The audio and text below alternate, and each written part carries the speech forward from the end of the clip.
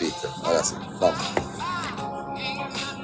Dijimos página 88.2 de este capítulo. El caso.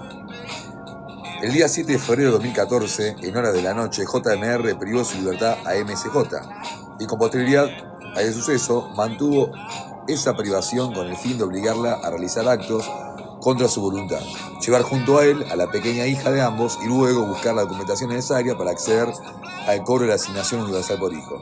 Hasta el día 12 de ese mismo mes. En esa última, la intervención de la División Antisecuestro de la Policía Federal Argentina produjo el cese de la conducta de JMR y procedió a su detención.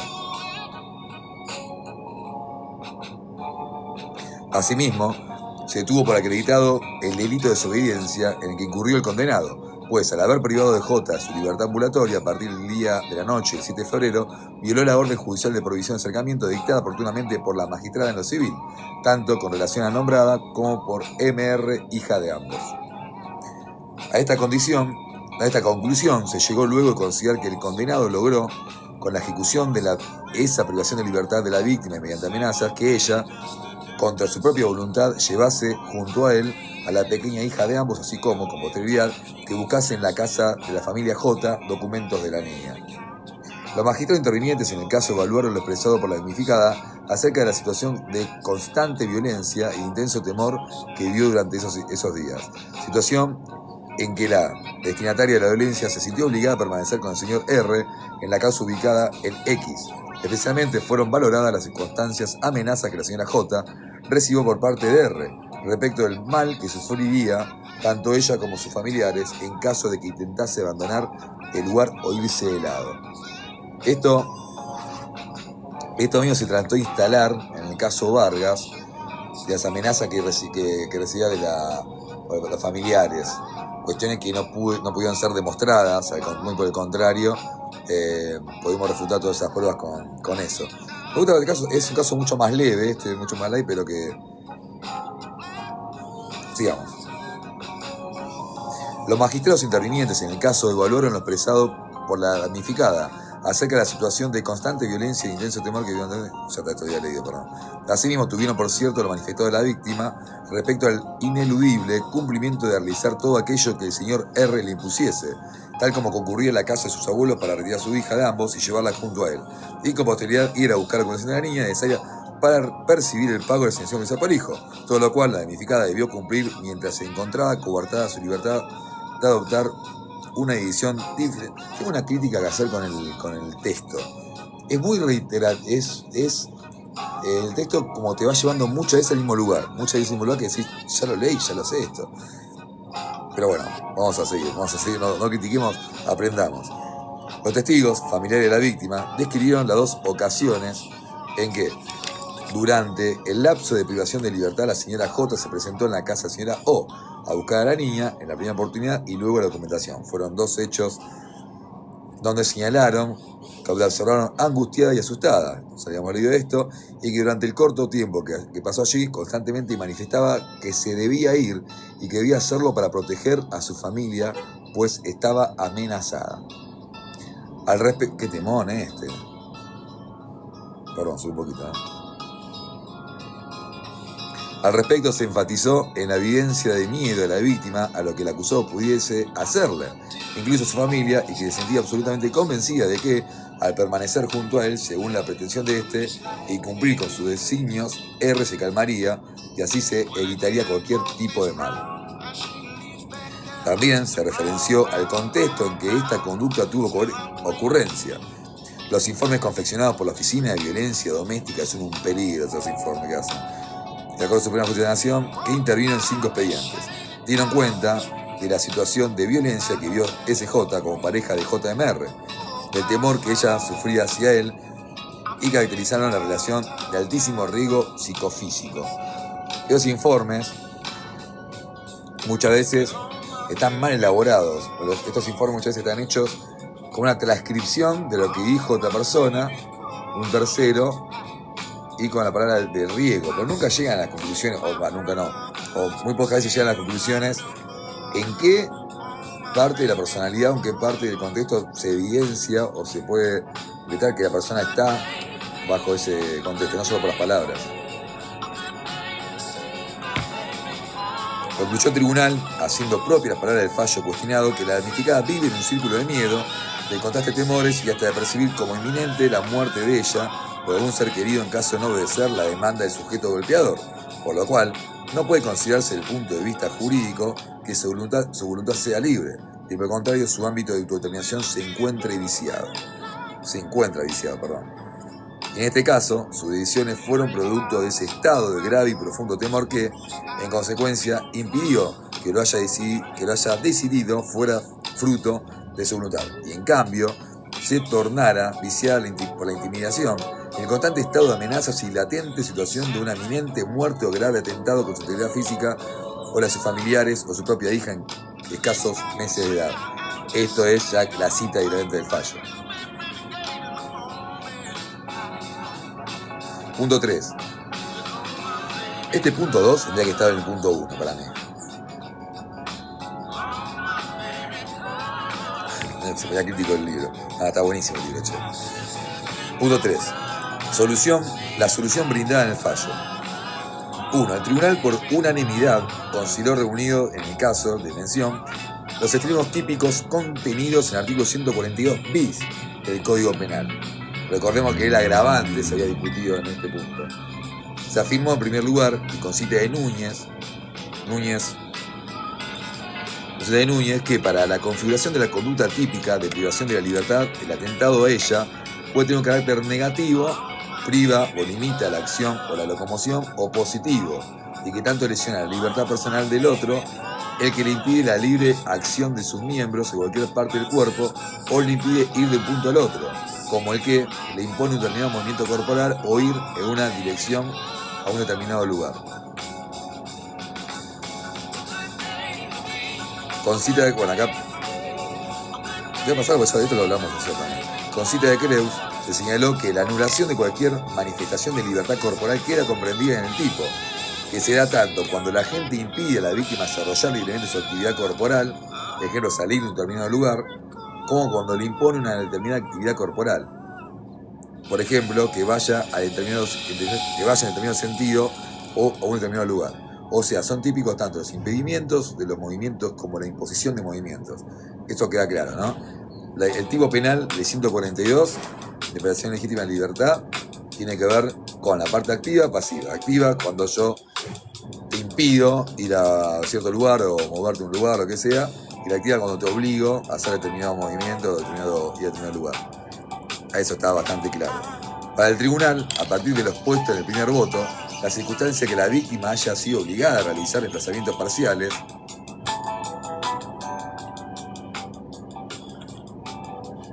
fuera del lugar del encierro material no convirtió en atípica la conducta del autor.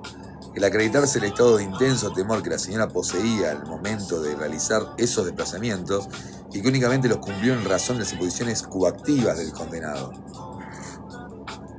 Yo eso no tengo dudas. Lo que sí me genera duda en estos casos es cómo llegan a la conclusión de que la persona estuvo coactiva. ¿Mediante qué informe? Estaría bueno ver si en un momento habla de los informes que hicieron. Sigamos. Dado que la intimidación y las constantes amenazas sufridas por la víctima fueron el medio para que la mujer cumpliera los designios del autor, que impuso los desplazamientos en contra de su voluntad, son con sometimiento a una estricta vigilancia. En ambas ocasiones la acompañó hasta la proximidad de la casa familiar y guardó allí su rápido regreso. El tribunal consideró que esta agresión de libertad de la mujer fue ejecutada dentro de un... Esto recordemos en el caso de Johnny, de Vargas, uno de los tipos penales que le imputaban a mi asistido era el aborto no consentido, obligarle a la persona a realizar el aborto. Como prueba de esto estaba el médico tratante del hospital público, que él declaró de instrucción, y nosotros tuvimos la oportunidad, yo agarré la defensa ya en el juicio, y tuvimos la oportunidad de contrainterrogarlo, ¿no? Al médico. En realidad no hizo tanta fácil hacer un contradictorio tan exhaustivo, porque ya de la información que salió del examen directo del fiscal, la información para mí, punto 30, está bastante clara ya desde antes. Lo que decía, Se decía que mi asistido la habría llevado hasta la puerta del hospital, la obligó a entrar y a realizar el aborto legal pero manipulado, cosa que iba a ser ilegal. Esa es la acusación fiscal, ¿no? La que había. Y que la acompañó, que ella realizó el acto, simuló pasar por los controles que tenía que pasar, y cuando salió supuestamente estaba como esperándola como para que haya cumplido el acto. Esa es la acusación fiscal. Las pruebas que había para eso era el relato de la denunciante, y después en el contrainterrogatorio, en el examen directo e indirecto que tuvo el médico citado, quedó clarísimo, primero, que el médico todo lo largo de su trayectoria como médico no tenía, una pregunta que hicimos también nosotros, era si tenía sanciones, si tenía observaciones, si, digamos, apercibimiento, lo que sea en su función como médico obstetra del hospital de guardia. No tuvo ninguna sanción, ni reconocida por él, ni hay ninguna documental que así lo tenga. Y después contó los controles que llevan, cuáles son las alarmas que tiene un médico para realizar abortos. Tengamos en consideración que, más allá de que las mujeres que van a hacer un aborto, sí, la mayoría están por una situación de vulnerabilidad o de conflicto, como lo explicó el médico, porque además de aquellos casos que van por un tema de un abuso, una violencia o lo que sea, también una mujer que decide abortar por la decisión voluntaria de hacerlo, por un embarazo no deseado, lo que sea, también es un sometimiento psicofísico el ir a hacer el acto del aborto propiamente dicho. Entonces, como que él dejó claro que todas las mujeres llegan con un cierto panorama de angustia o lo que sea a realizar el acto de aborto. Y que para que el médico haga la práctica abortiva legal en un hospital público, primero pasa por la persona pasa por un filtro de admisibilidad, o una consulta que sea, tanto puede ser psicológica, de entrada, para ver si está en condiciones. Y si un médico nota que está en una guardia, nota que hay un signo de abuso, de violencia, lo que sea, de oficio tendría que dar a conocer a la justicia la situación, que hay un riesgo, ¿no? Por la obligación que tiene el Estado de erradicar todo tipo de violencia de este tipo. Y no hubo ningún protocolo de eso, se aplicaron todos los protocolos y no hubo ninguna alerta. Y el médico, yo le pregunté también, usted precisamente, si nota a una persona que se va a hacer un aborto, más allá que haya pasado los filtros, pero usted como médico nota a una marca corporal, a un signo de violencia o una angustia que no sea la normal, específica del caso del aborto, sino que haya algo más, ¿usted pararía el aborto, pararía la acción de abortar? Sí, desde ya, desde ya, no dejó ningún tipo de duda. Entonces, por eso tenemos. ¿Cómo probás? ¿Cómo haces la palabra solamente la denunciante no es suficiente para hacer una condena? Bueno, quedó absuelto, ¿no? Quedó absuelto de ese tipo penal, de la causa de abuso, de todo lo que había. El fiscal lo que hizo en ese momento fue retirar la acusación de la privación legítima de libertad. En consulta de Creus se señaló que la anulación de cualquier manifestación de la libertad corporal queda comprendida en el tipo, que sea tanto, ya lo abrimos esto. Para el tribunal, a partir de lo expuesto en el primer voto, también lo leímos, dado la intimación constante, amenazas sufridas, también lo leímos. Ya me voy a vuelta la hoja. Se concluyó así que el ejercicio de violencias y amenazas es apto para constituir un particular medio comisivo de una conducta con significado objetivo de la privación de libertad, según la previsión de la propia letra artículo 142, inciso 1 del Código Penal, y que esta fue la vía escogida por el autor, en el caso para mantener privada de libertad a la víctima. Finalmente, se estimó pertinente la verificación de carácter coactivo de la privación de libertad ejecutada por el condenado, pues la señora J, durante la privación de libertad, fue coaccionada por el señor R a concurrir al domicilio de su abuela en primer término para cumplir con la posesión de aquel, donde buscar a su hija de 8 meses de edad y llevarla junto a él. Asimismo, en la segunda oportunidad fue obligada por él a regresar a ese domicilio para procurarse determinada documentación, lo que hizo la víctima una vez más. Reitero, ¿no? Acá hay una parte que nos interesa. Porque si es esto ya lo vimos la vez pasada, si lo reitera mucho, lo pasamos a otro punto.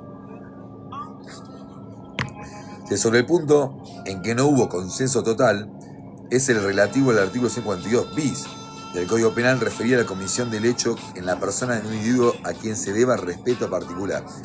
Esto era el agravante. Bueno, ayer no sé quién estuvo en la lectura. Hola Nadie, ¿cómo estás? Esto era ayer en la lectura. Habíamos dicho que se discutía la agravante que tiene 142 bis cuando se cometa, cuando el autor, el sujeto activo del delito, lo comenta en contra de un familiar consanguíneo o que dice o cualquier persona de un individuo a quien se le deba respeto similar. Y lo es cuestionado porque el tipo penal es un tipo penal abierta.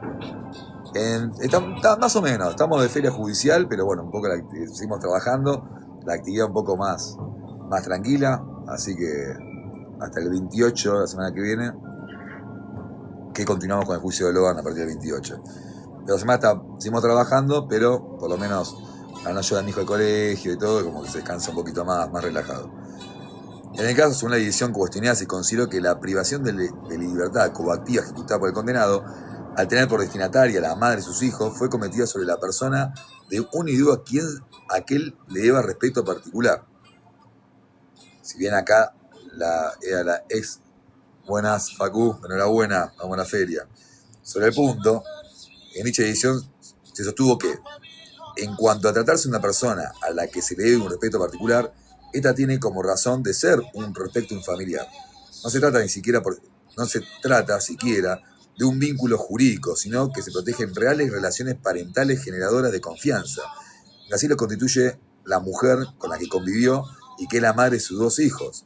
El respeto está íntimamente vinculado a la mujer que le dio a luz a sus hijos luego de una convivencia en la que ambas criaturas fueron gestadas.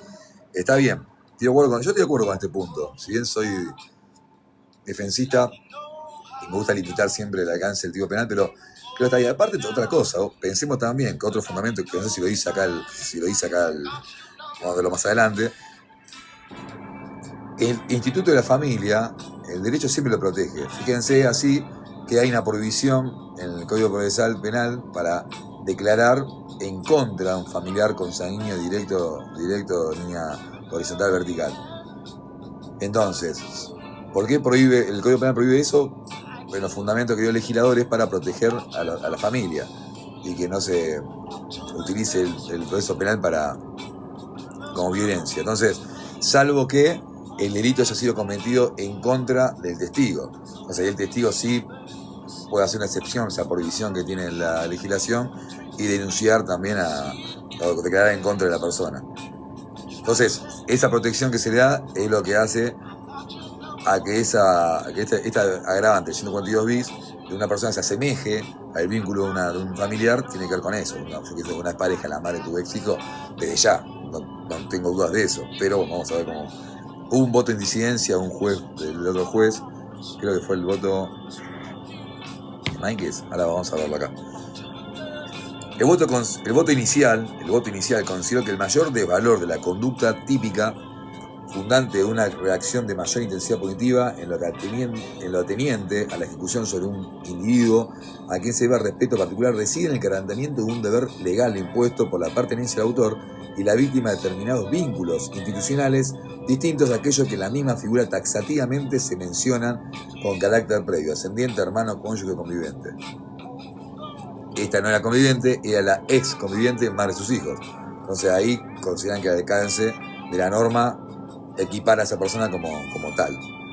De tal forma, se consideró inviable que, frente a este alcance restrictivo, asignado de modo invariable a la figura, el otorgamiento de una más amplia extensión abarcadora de una nueva hipótesis, madre de los hijos del autor, no conviviente con este, al no aportar una explicación acerca de cuál sería el deber de orden legal quebrantado en tal supuesto. Se concluyó, en segundo voto, recordémonos que habíamos leído la vez pasada, que hubo voto disidente en este punto.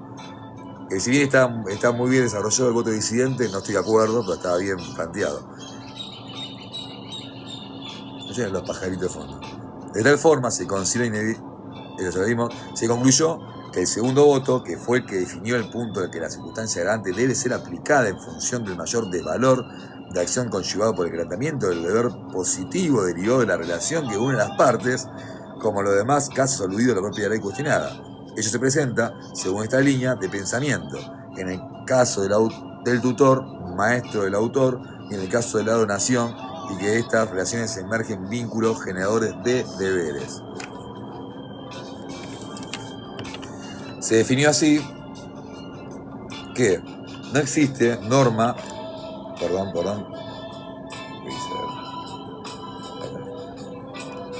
se definió así que no existe norma de referencia alguna que permita sostener que la ex concubina o la madre de los hijos del imputado sea una de las personas incluidas en la agravante.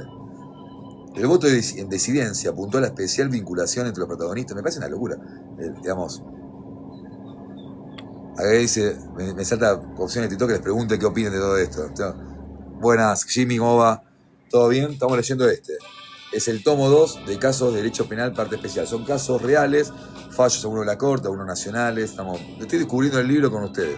No lo leí antes, así que lo tengo hace rato y dije lo voy a leer para... A mí me parece que, sin ser punitivista, está bien el alcance aplicado a esto, porque, a ver, primero que hay un montón en la ponderación de derechos, tanto el interés superior del niño, la madre de tus hijos, tu mujer, que la madre de tus hijos, obviamente que se debe un respeto similar al que tiene que ver, no solamente por la mujer en sí, sino también porque eso impacta en la crianza de los hijos. Así que yo creo que el voto de incidencia no estoy muy de acuerdo. Por eso ganó la mayoría.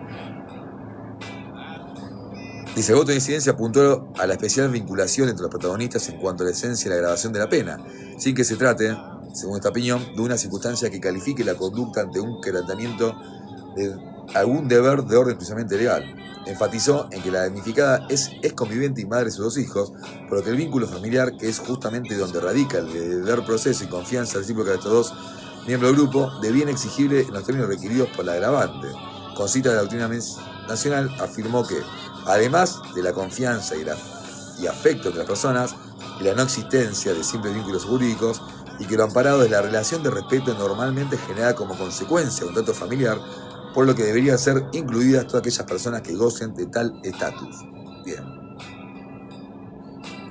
Le vamos con el punto 4, el nomen iuris. El nomen iuris. Es cortito esta. La incorporación del artículo 142 bis al Código Penal trajo, entre otras cuestiones, cierta controversia en lo referente a la denominación de los hechos típicos allí contenidos. Me traigo un poco la lengua. Se ha propuesto identificarla con el nombre de secuestro.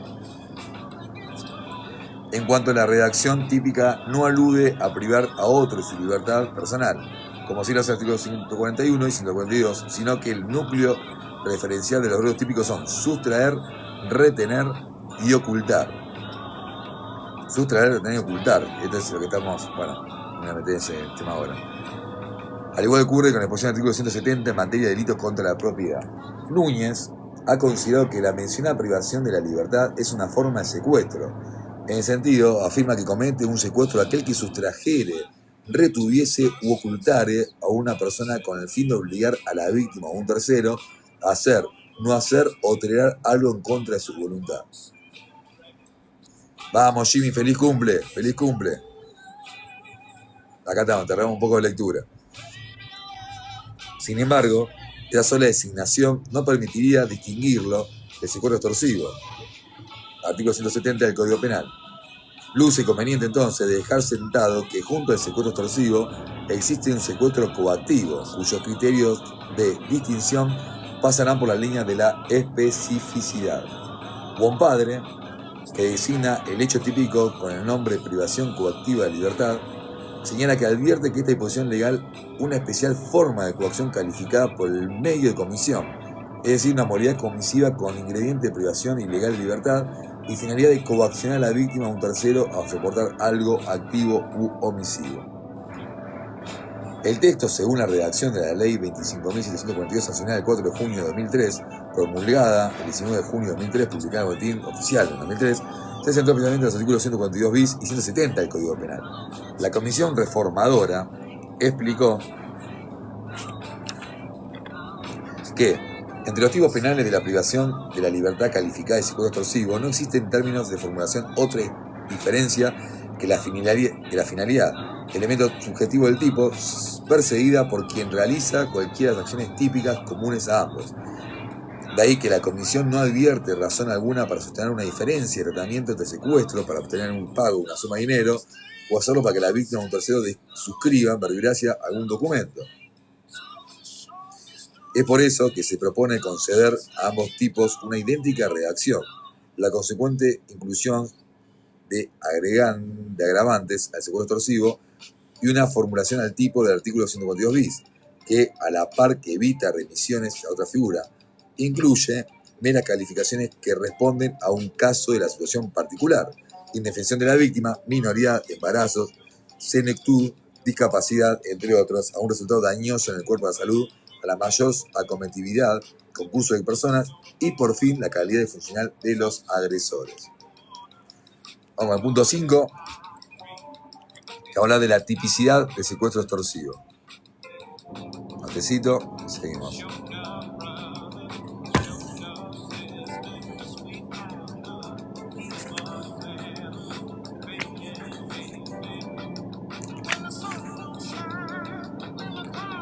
Después si la perspectiva de género también está bueno leerlo. Capaz que se lo hago en un vivo aparte. ¿Qué llegamos hoy?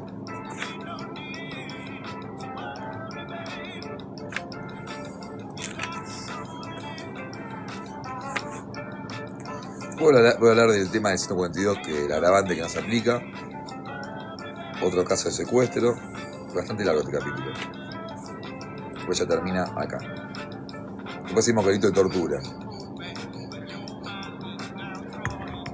Bueno, sigamos ahora. Estamos en el punto 5, página 96. Leyendo el libro para que vean. Si vamos a leerlo, capaz que lo inicio porque ahí sí me quiero tener un poco en dar también mi opinión y eso. Yo armé un artículo que se llama Perspectiva de Género versus. Después saqué el versus y le puse I, debido proceso. Porque yo creo que tanto la perspectiva de género como el debido proceso son parte justamente de un sano juicio. No es estar en contra, en favor, pero algo que es real. Pero después no nos adelantemos ahora. Punto 5. La tipicidad en el secuestro coactivo. Tipicidad objetiva. Punto 1. El derecho afectado y los deberes esenciales. Acá capaz que voy. Un segundo que voy a buscar un pañuelito adentro, ya vengo.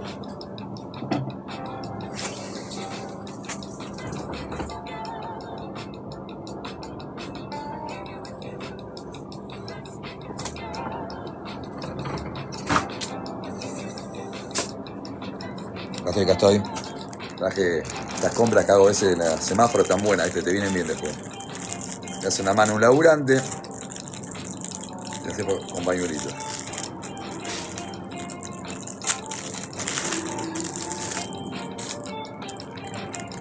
Ya voy, pero en la desprolijidad.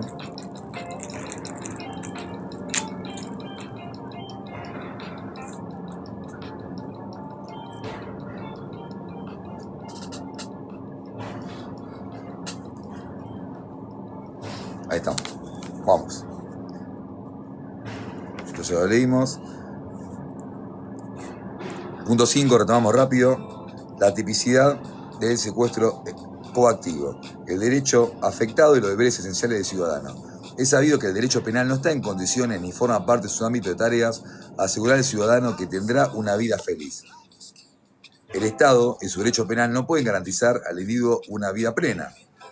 El secuestro coactivo es un delito contra la libertad individual en que la finalidad del autor es la coacción y el medio para lograrlo es la privación de la libertad de la persona, que puede o no ser la misma que se coacciona. Es decir, que se protege además de la libertad física, la libertad de determinación de la persona que debido a su privación de libertad es asimismo obligada a hacer, no hacer o a tolerar algo en contra de su voluntad. Lo que posibilita el derecho penal en el plano del deber ser es que cada ciudadano lleve su vida según sus propios puntos de vista, sin interferencias externas. Hace posible para el individuo bajo el presupuesto de una reciprocidad estricta, una configuración de su propia existencia que esté libre del temor paralizante y de una heterodeterminación abrumadora. Esta cita es de Paulik. Pavlovich es un autor que siempre me lo han comentado y siempre tengo ganas de leerlo. No lo leí mucho, más que alguna cita. Pero dice que es muy bueno. Muy también pensador, como volado, pero que está bueno. Precisamente la conducción de la propia existencia conforme a sus propios puntos de vista pone en el centro de la escena la idea de autodeterminación. Este tipo penal castiga específicamente la interferencia del autor en la libre decisión de quien en definitiva termina condicionando previa afectación de la libertad misma en locomoción. Así como también nosotros hacemos valer el sentido de libertad para en caso de duda, para que sean limitadas las prisiones preventivas y demás. Con esa misma mirada se tiene que ver también cuando se comete un delito privando de la libertad activamente, ¿no? Por eso tiene una pena alta. Ambas vertientes de la idea de libertad no conectan con el calentamiento de la primera obligación básica de una persona autónoma, ser persona y reconocer al otro como persona, el prójimo como tal. Donna lo plantea con citas de Fichte. La voluntad de una persona penetra en el dominio del mundo sensible únicamente en la medida en que está expresada la determinación del cuerpo. En este dominio cabe considerar el cuerpo como un ser libre, como el mismo fundamento último de su determinación.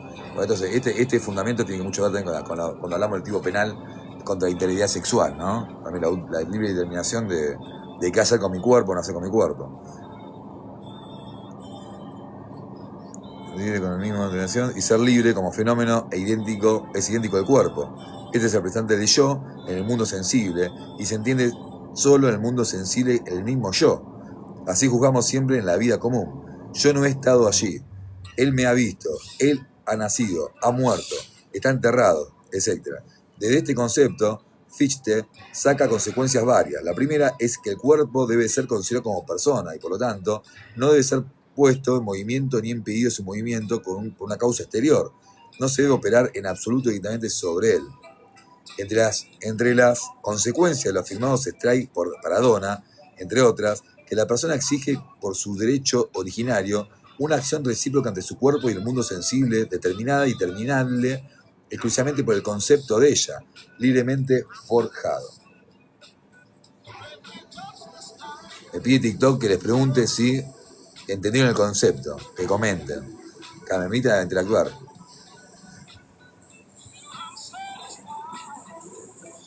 Entonces, de ello, se desprende para la persona la prohibición de llevar adelante comportamientos en contra de otra persona, especialmente la unificación, su conversión en objeto para fines propios o de terceros, que se fundamentan en el imperativo categórico explicado.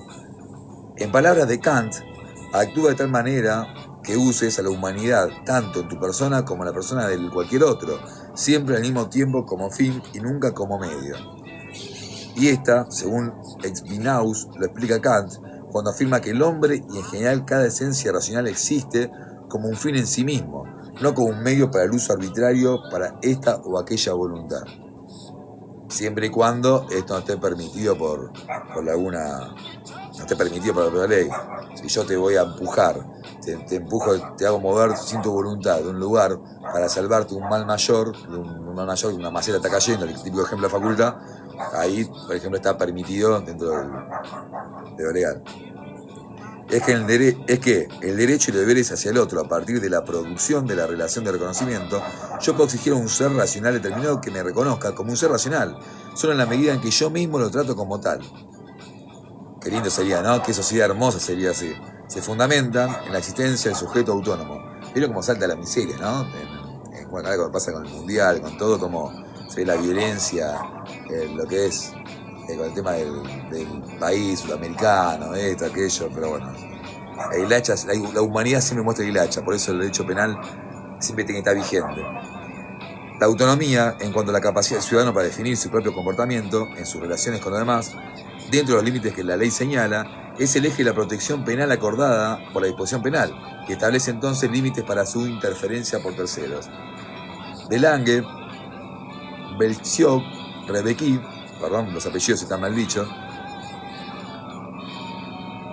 Obvio, sí, muchas veces, como digo yo, muchas veces somos Carneluti cuando habla de esto de mendigar lo que tenemos, que es obvio. Bueno, Delange, Belciov y Rebequí, con cita de Muñoz Conde, lo explican muy bien. La libertad protegida es la actuación de un sentido amplio, como atributo de la capacidad que tiene una persona para decidir lo que quiere y lo que no quiere hacer, y para trasladarse de un lugar a otro o situarse por sí mismo en un espacio sin que su decisión se vea como constreñida o mediatizada por las personas. Después, lo que tiene que cuidado también es cuáles son las circunstancias objetivas que hacen que esa voluntad esté limitada, ¿no? Que muchas veces el tema está ahí. ¿Cómo hacer si yo realizo una acción que aparentemente es de voluntad y después voy y digo a la justicia que fui obligado a hacer una actuación? Como puede pasar muchas cosas que aparentemente un acto es legal, como pasó el ejemplo que conté de ir al hospital, firmar el consentimiento médico, someterme a un aborto, y después de repente que esa misma persona diga, no, yo en realidad fui obligada por tal. ¿Cuáles son las partes objetivas que tenemos que permitir para que eso sea verificado como tal? Los citados autores proyectan la idea de libertad en 3 esferas: psicológica, formación del acto voluntario y manifestación del acto formado, políticos. Este punto es buenísimo. Entonces queda una libertad psicológica, formación del acto voluntario y manifestación del acto formado. Político-social, la libertad ha de ponerse en vínculo con la naturaleza del comportamiento humano.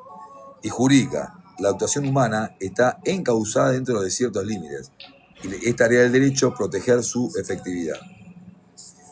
Como bien lo marca Conti, estas consideraciones deben ser puestas en el contexto constitucional.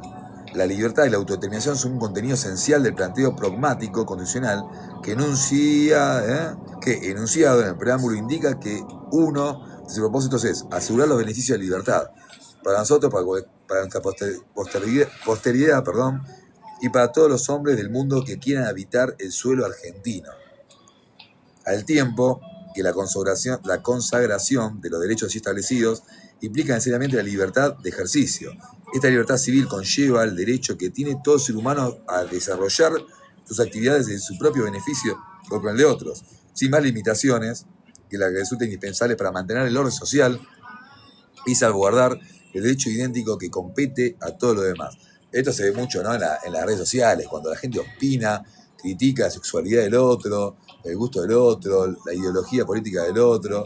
Y decís, ¿con qué tupé tenés el derecho de poder meterte en lo que otro elija, opine con lo... La palabra con A no la digas. Ok. No, a veces no me quiero que me limitan. Bueno, por eso, repitemos la libertad del otro. Esto es algo de más decirlo, ¿no? Pero la libertad del otro, mientras no afecte el derecho de uno, listo. El derecho de uno es que haga su vida lo que quiera. Bueno, punto 2 de su punto, comportamiento típico. ¿Cuál es el comportamiento típico? ¿Cuál es la exigencia legal del tipo penal? El tipo penal se inscribe dentro de los delitos contra la libertad. El bien jurídico tutelado de la libertad. La libertad es tutelada en el capítulo 1 del título 5 del Código Penal, y al decir de Creus, se trata de una manifestación de libre actividad de la persona para decidir lo que quiere hacer y para hacer lo que ha decidido. En la figura inserta en el artículo 142 bis del Código de Fondo, la privación ilegítima de libertad funciona como un procedimiento para coaccionar, obligando a otro a hacer o a omitir. Las acciones típicas son 3: sustraer, retener y ocultar. Sustraer, retener y ocultar. Entonces comete el delito del que sustrae, retiene u oculta. Ello así, sustrae quien aparta a la víctima del lugar que se encuentra y conduce contra su voluntad a otro diferente empleando para lograrlo cualquier medio. Es decir, esto es un poco el caso de Logan, ¿no?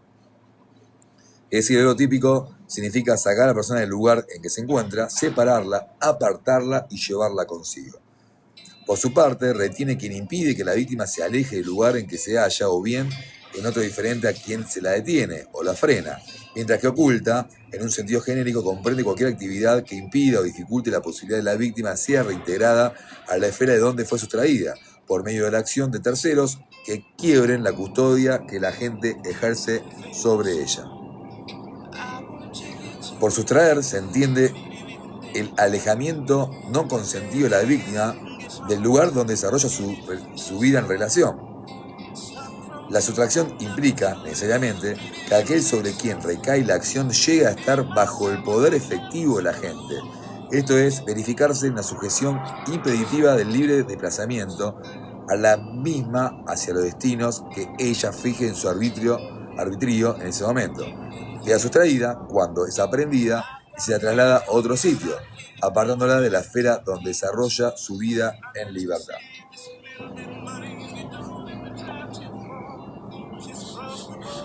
La retención implica mantener privado de libertad respecto de quien ya se lo ha hecho durante el lapso de tiempo significativo. La esencia de ese comportamiento es que se mantiene a la persona en un sitio en el cual no quiere permanecer. Finalmente, el comportamiento típico de ocultar consiste en la actividad dirigida por el autor a impedir o dificultar el auxilio o ayuda de terceros, que persigan quebrar la custodia ejercida por el agente para reintegrarla al ámbito de relaciones del que se lo ha apartado. La privación ilegítima de libertad es un tipo penal complejo alternativo, compuesto por las acciones de sustraer, retener o ocultar a una persona, lógicamente contra su voluntad, sin que sea necesaria la realización de 3 acciones de forma conjunta, sino que basta la producción de una sola de ellas para el delito quede perfeccionado, siempre que se den demás circunstancias objetivas que el tipo reclama. Escuchen el tema. Matecito.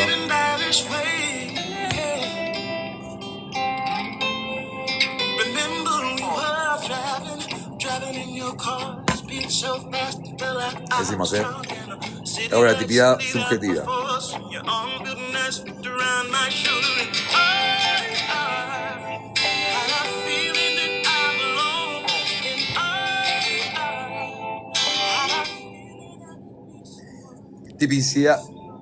Tipicidad subjetiva. Lo central en el secuestro descrito en el artículo 142 bis del Código Penal es la disposición por el autor de la libertad ambulatoria de la víctima con la finalidad de reclamar contingentemente una serie de exigencias. Recordemos que la exigencia no es solamente una suma de dinero, ¿no? Se tiene afirmado que la figura prevista del artículo 142 bis del Código Penal, el segundo párrafo, inciso 1, exige junto al núcleo típico una ultraintención. Las conductas deben ejecutarse para obligar a la persona o un tercero a hacer o no hacer o tolerar algo en contra de su voluntad. Pues si esta voluntad no se constata, la conducta quedará atrapada de modo residual en los supuestos contenidos del artículo 141 y 142 del Código Penal. La tipicidad del denominado secuestro coactivo se construye sobre 2 requisitos. Por un lado, la restricción de la libertad ejecutada por sustracción, retención o ocultamiento, y por el otro, la específica finalidad coactiva, el grado de connoxividad que tiene, ¿no? Solo la presencia de estas 2 exigencias típicas habilita la subsunción del tipo previsto en el artículo 52 bis del Código Penal. El delito se configura aún cuando la intención o propósito no se hubiera conseguido. De obtenerse, esa circunstancia conformará un agravante de la penalidad del mínimo. La redacción típica deja impuesta la necesidad de acudir a un concepto sobre la subjetividad del autor que atienda a un hecho psíquico del autor, sin posibilidad de normativizar el extremo. Al respecto, la jurisprudencia ha señalado que la figura de privación de la libertad coactiva de 142 bis del Código Penal es de aquellas que contienen elementos subjetivos del tipo distinto del dolo. Es decir, que para su configuración se requiere un plus de subjetividad determinado por ese fin que deben tener el agente y va más allá de lo típico, aquello que se obliga a tolerar la víctima contra su voluntad. No es la misma privación de libertad, debe tratarse de algo más, que se realice con la finalidad de obligar a esta o un tercero a hacer, no hacer o tolerar algo con su contra voluntad. Que también, estoy pensando en voz alta, que la misma situación de retener en contra de la voluntad ya es un hacer en contra de su voluntad. O sea, el mismo hecho de estar retenido en un lugar que no quiero estar. Aunque esto quiere decir que haya la finalidad de que se quiera conseguir una acción o una misión por parte del actor o de un tercero. No solamente por el actor mismo, por la víctima pasiva, sin tener que puede ser a través de un tercero. Precisamente este requisito subjetivo que brinda identidad en la figura típica lleva a la conclusión de que la consumación es instantánea pero de efecto permanente, y dicha consumación se verifica en el momento de la privación de libertad para. Bien, hemos llegado al punto 4. Ahí viene el punto 6, que es la perspectiva de género.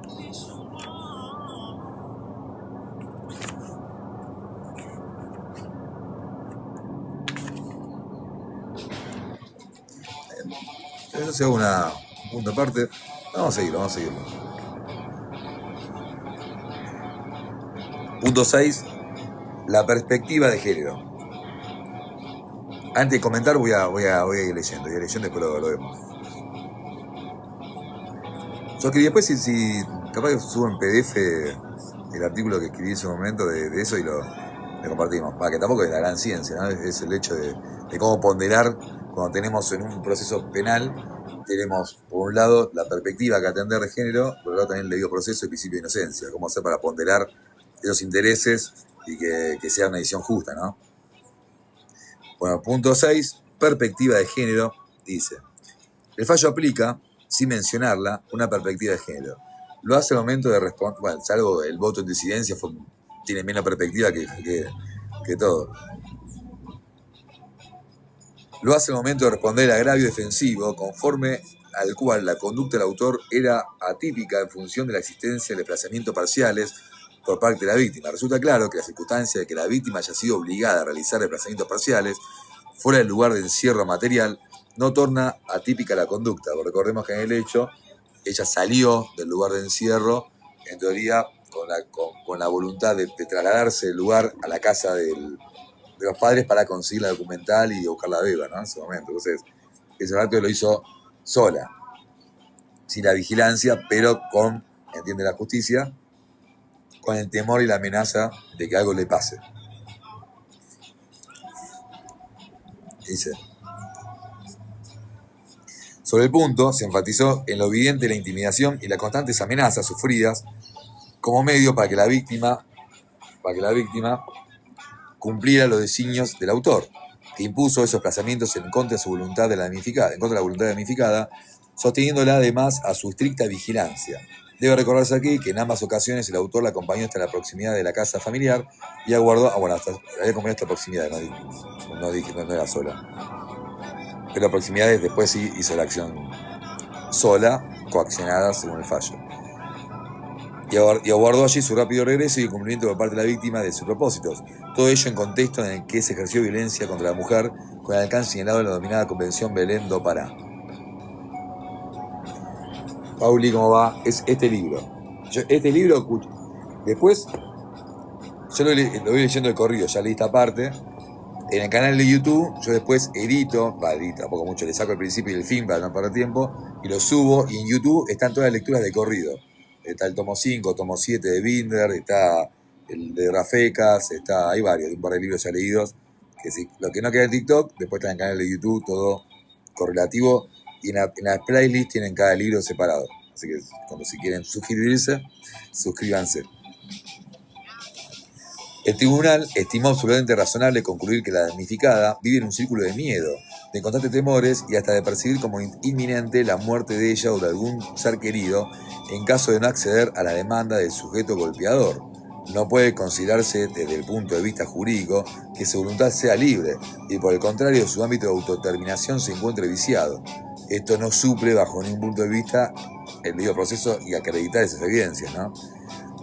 Y en este caso, sus decisiones fueron producto de ese estado grave y profundo temor que, en consecuencia, impidió que lo que haya decidido fuera fruto de su voluntad y, en cambio, se tornara viciada por la intimidación y constante estado de amenazas y latente situación de inminente muerte o grave estado contra su integridad física o la de sus familiares o la de su propia hija en escasos meses de edad.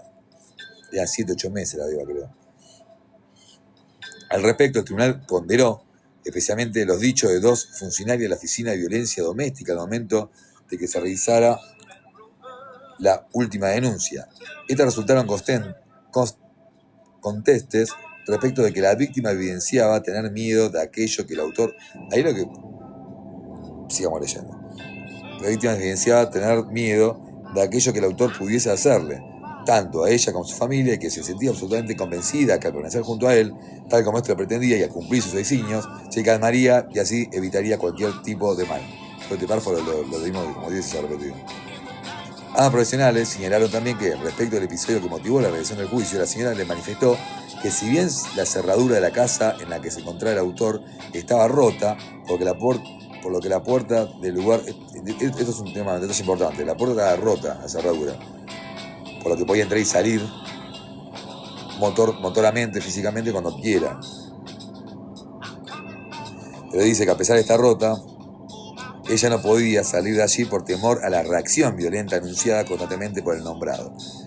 La perspectiva de género se refiere a la metodología y a los mecanismos que permiten identificar, cuestionar y valorar discriminación, desigualdad y exclusión de las mujeres, que se pretende justificar con base de las diferencias biológicas entre mujeres y hombres, así como las acciones que deben comprender para actuar sobre los factores de género y crear las condiciones de cambio que permitan avanzar en la construcción de la igualdad de género.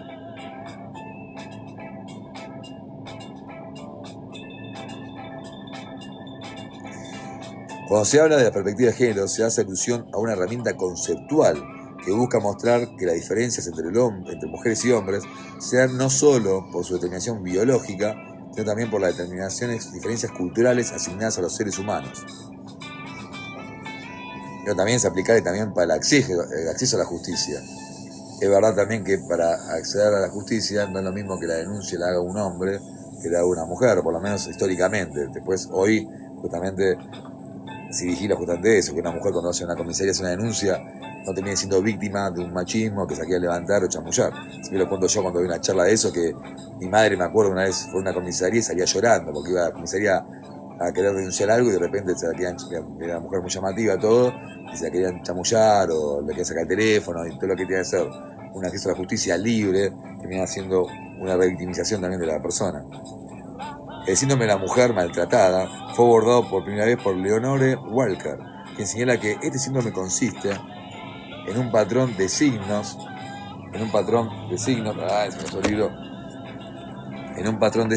y síntomas que tienen las mujeres luego de haber sido víctimas de malos tratos por parte de sus parejas sentimentales, las cuales a través de su dominio o coerción pretenden que la mujer haga su voluntad. Los criterios utilizados para diagnosticar el síndrome de 6 son 6.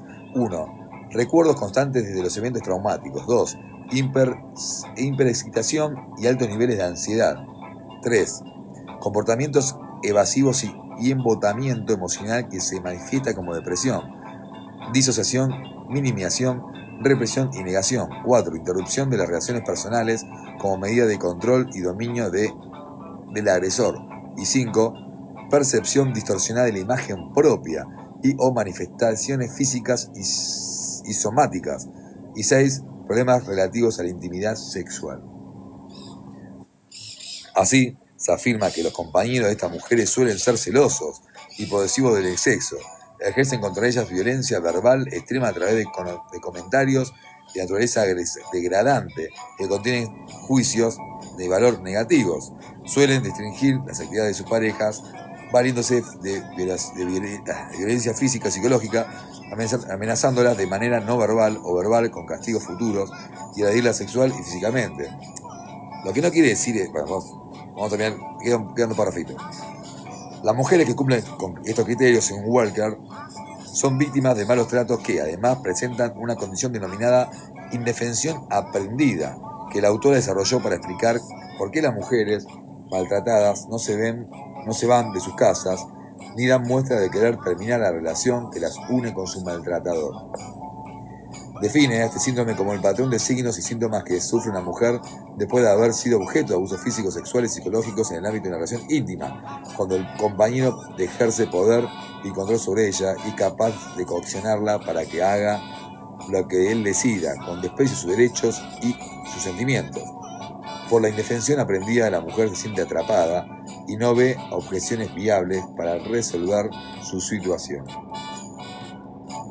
Es necesario comprender, y así lo han hecho la edición de análisis, que las conductas negativas y aleatorias dirigidas contra una persona pueden hacerle creer que, con su forma natural de combatir, no logrará poner fin a semejante abuso. Por esa razón, la persona deja de intentar ponerle fin al abuso y en su lugar desarrolla una estrategia defensiva con el fin de vivir a salvo, pero con la posibilidad de que él o ella continúen soportando los abusos.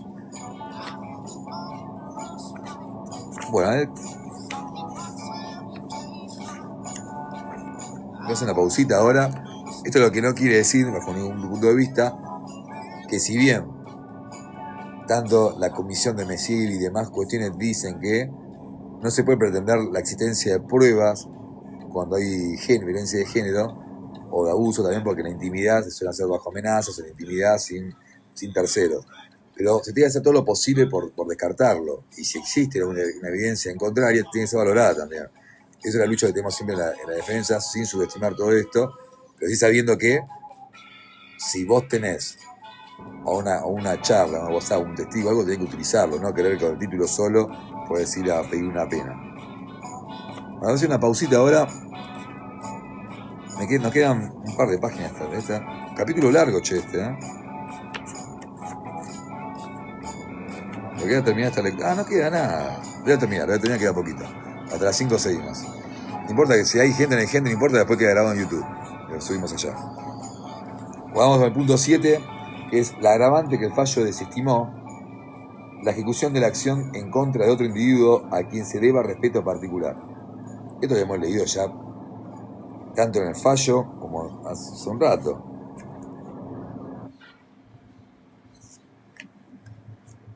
Este punto sí lo voy a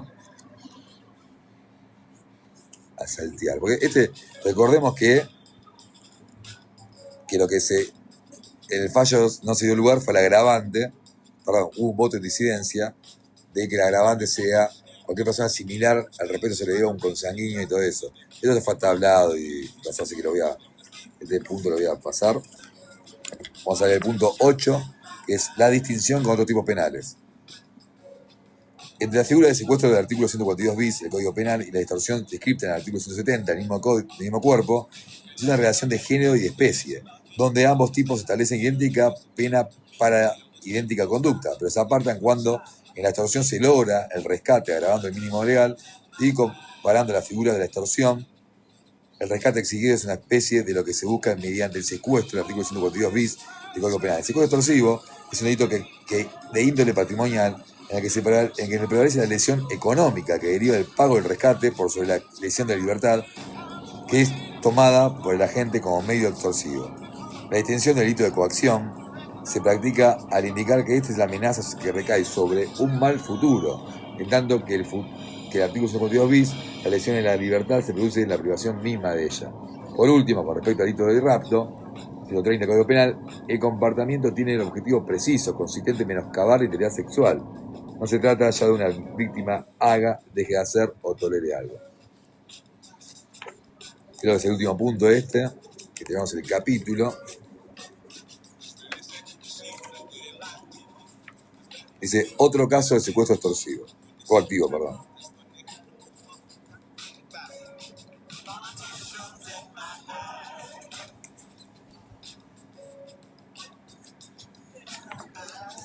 Vamos a esta parte, ¿no? Ahora el final, que tengo que ir y quiero cortarlo.